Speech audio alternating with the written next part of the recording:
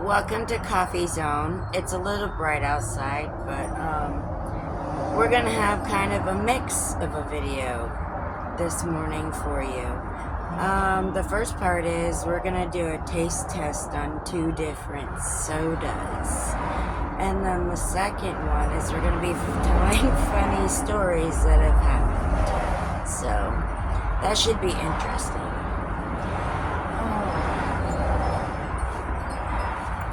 So, let's see. We got my little unicorn that I got. So, the Olipop, I shed like a cat, I swear. The Olipop Pineapple Paradise. And the Fanta Orange.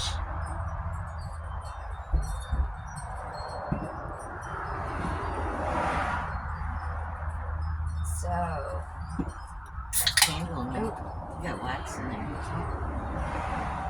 You got wax here. it's all good. Yeah, to the damn footer. Alright. It's dry and I ain't tripping. So we'll put a little bit of that in here. And then we'll put pineapple in here. There was a piece of dirt in there. Dirt. People done. Yes, we packed the candy out. Okay, so for the pineapple. Oh my goodness.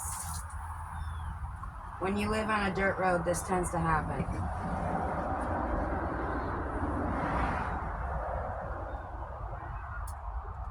Ugh.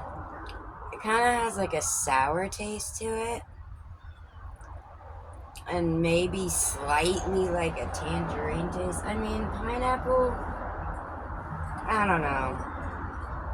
It's not very strong, but it tastes like it could have been like watered down.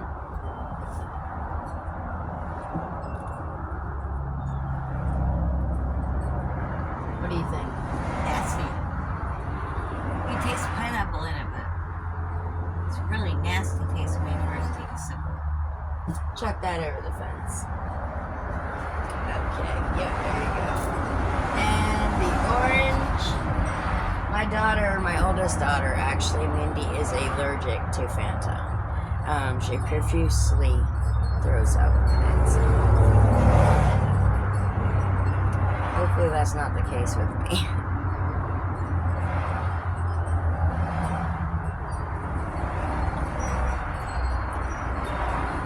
The orange is like orange soda.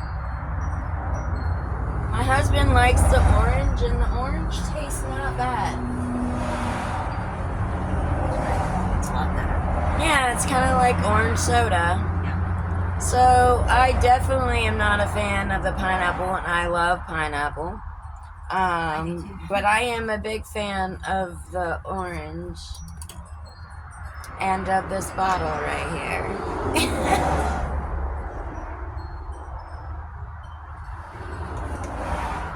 Ooh, got a bite.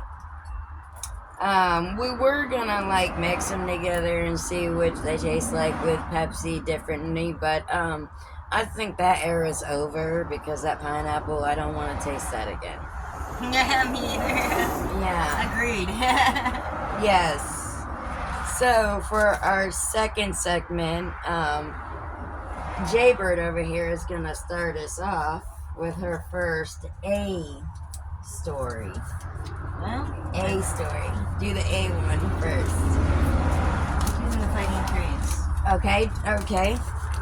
I was fighting trees in the forest because I thought I could get stronger. And they really came alive and tried to poke me in my eye. But, they never poked me in the eye, but they beat my butt. And my boyfriend at the time thought it was hilarious. He was laughing his butt off. Dude. That's the end of this? Were you tripping? No. Oh. Well, when my daughter, Mindy, was 14, I told her one time because I wanted to test her wits to see where her mind was. And I said, hey, look, a flying pig, and she goes, where? I don't see one. And I just stopped, and I'm going, you're special. I love you so much.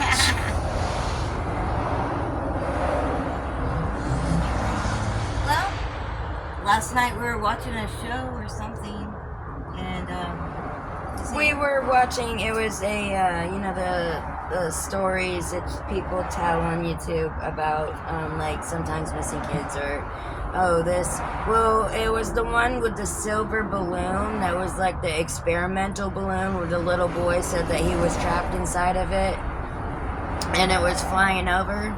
Okay, go ahead.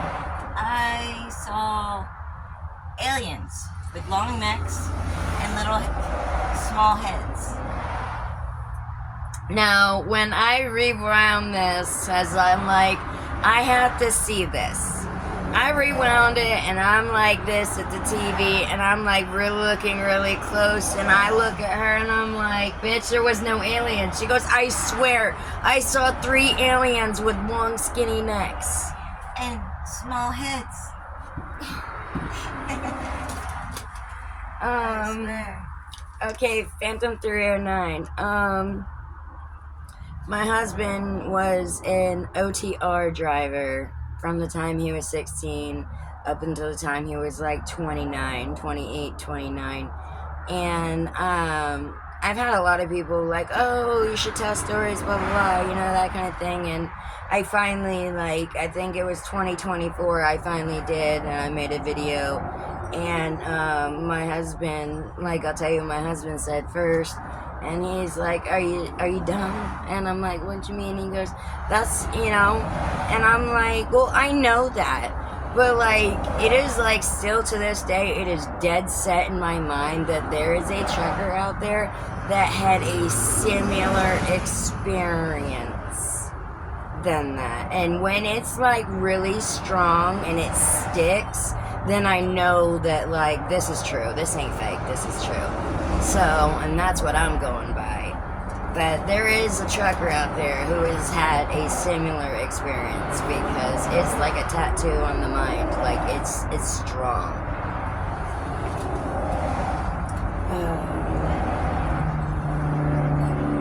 Do you have any more, or did you just have the 2? Just the 2? Oh boy. Hot box. Or, yeah, the hot seat. No, we ain't hot boxing. We did that earlier. Bong, bong, bong. I am gonna eat Mailbox. delicious. Oh man, mailbox meets faces next. Well, okay.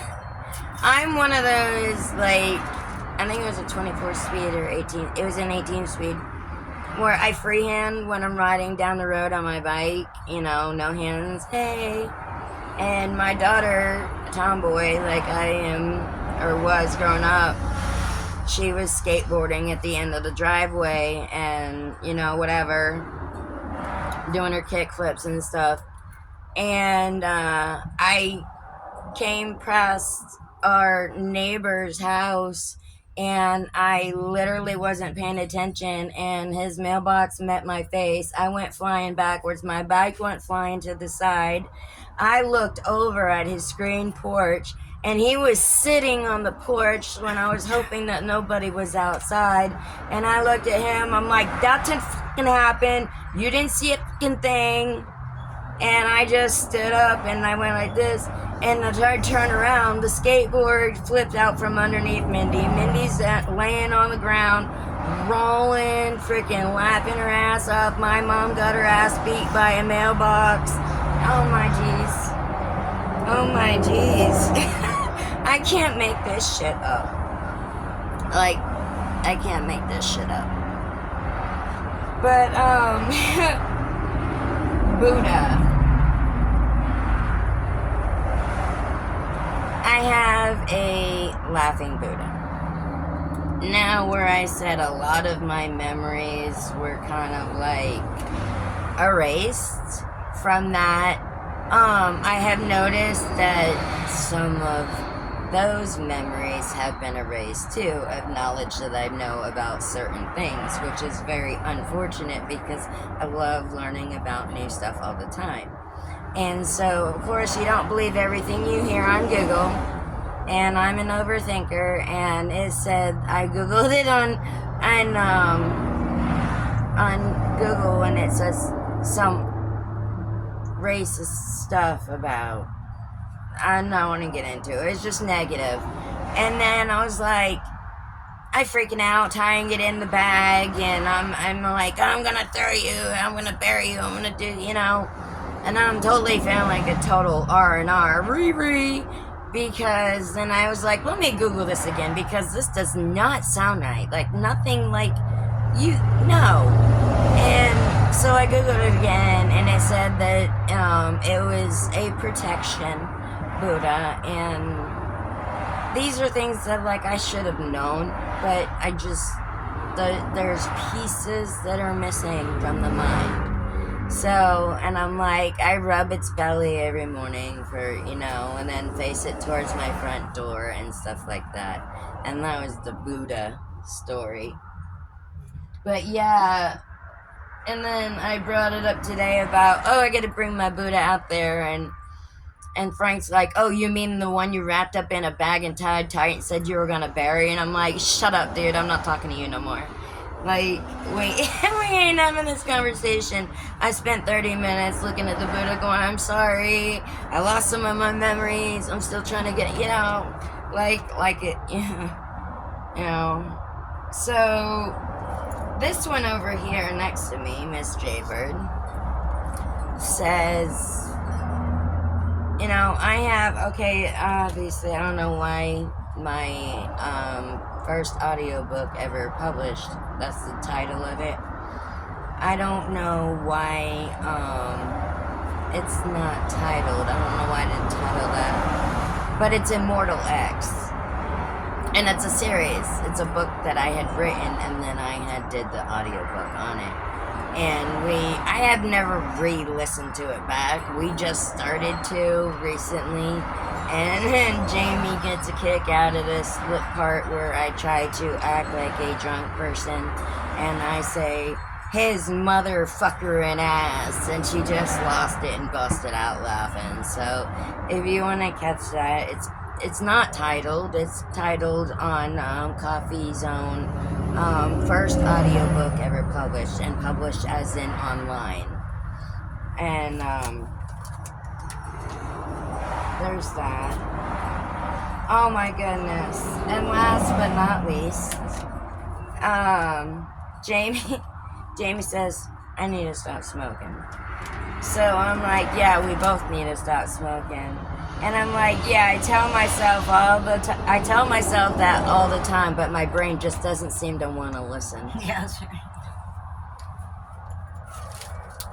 It just doesn't seem to want to listen.